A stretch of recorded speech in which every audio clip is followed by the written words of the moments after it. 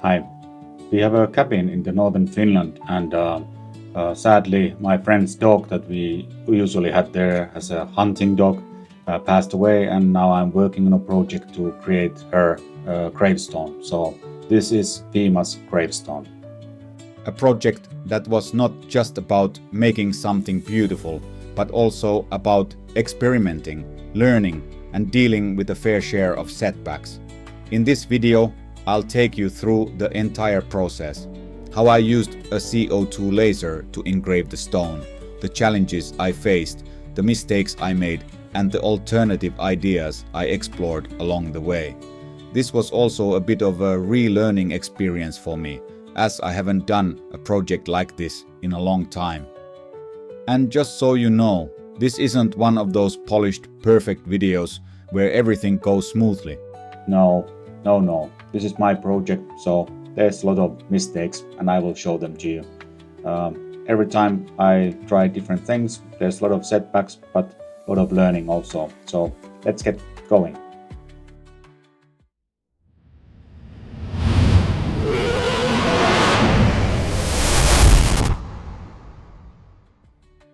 The first step was designing the image. I used AI to generate the heart-shaped frame with autumn leaves and branches.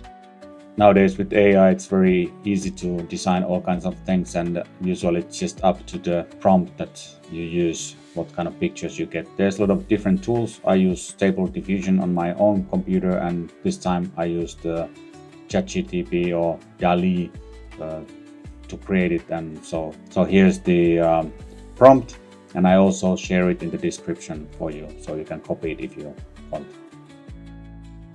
So it's very easy. You just try it over and over, change the prompt a little, and once you are happy, you select the picture. Then of course you need to edit it. So I had a picture of Viima, and I added the real dog in the middle of the heart. I'm not going to go through the details of this graphic design, since this is about laser engraving, but I'm sure you can find instructions if you need how to do the editing in whatever graphics program. However, I did some editing to make Viima's image stand out better in the engraving. That included adjusting contrast and simplifying some details. As you can see here, I'm adding a little bit details to the edges, because in the engravings it didn't look that good, and actually I did end up adding even way more, so I made them totally black on the edges. So after doing that, it started to look better.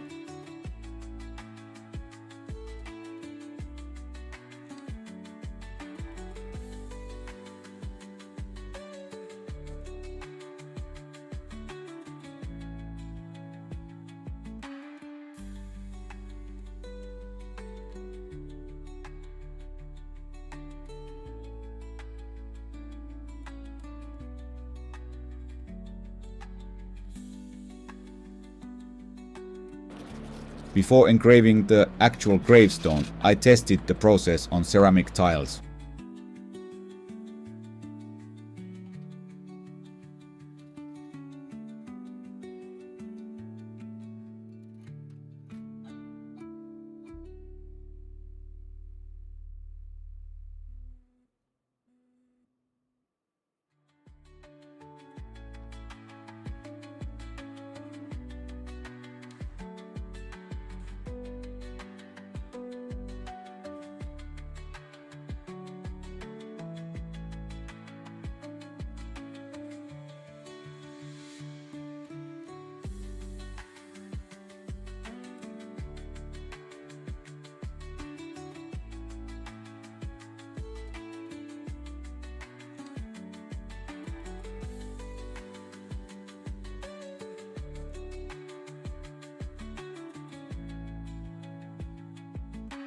One of my ideas was to add color by melting paint powder into the engraving using the laser.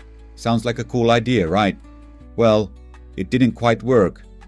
If anyone knows how to make this technique work, let me know in the comments. I'd love to figure it out.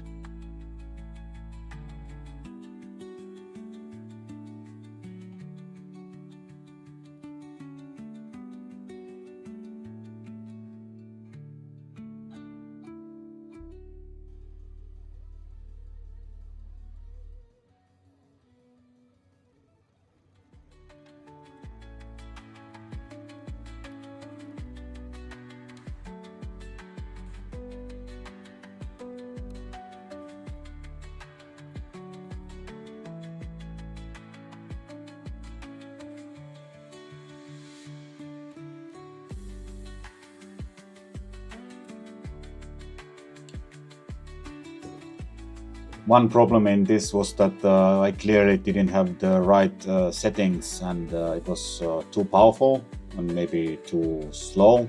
So I kept pushing the power down and increasing the speed. But for a long time it was just burning the paint, and I guess that's the trick, is to find the sweet spot when it just melts the paint and paint gets stuck. Maybe also my paint powder is not exactly correct, but I've seen some videos where this is done, so it should be possible.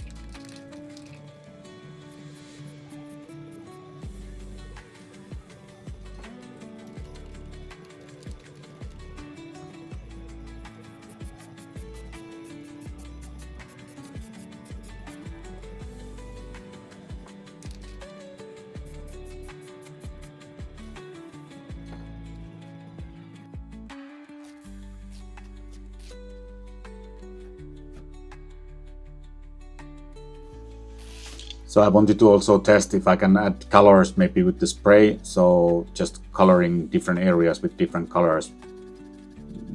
There's possibilities in it, but I think for now at least I think one color is better option.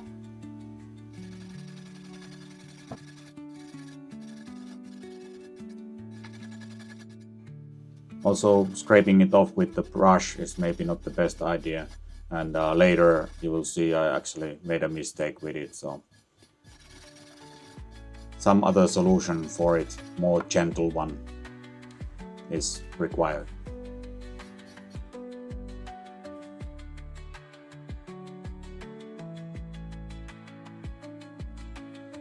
After multiple tests, I was ready to engrave the real stone, a 40 by 40 centimeter tile that's 3 centimeters thick. But of course, more problems showed up. The USB connection to the laser kept failing, making it hard to send data properly.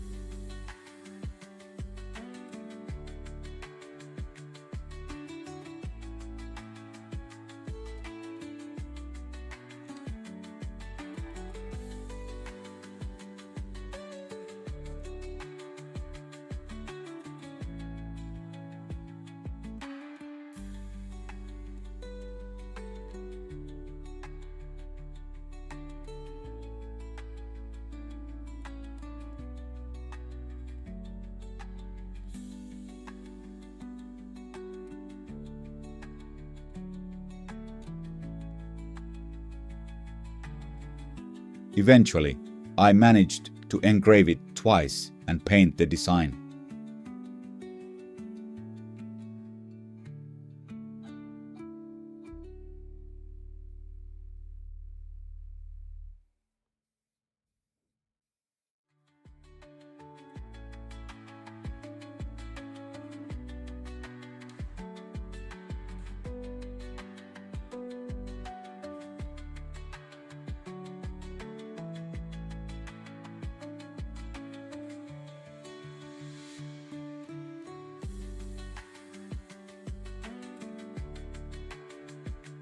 And here's where I made a mistake.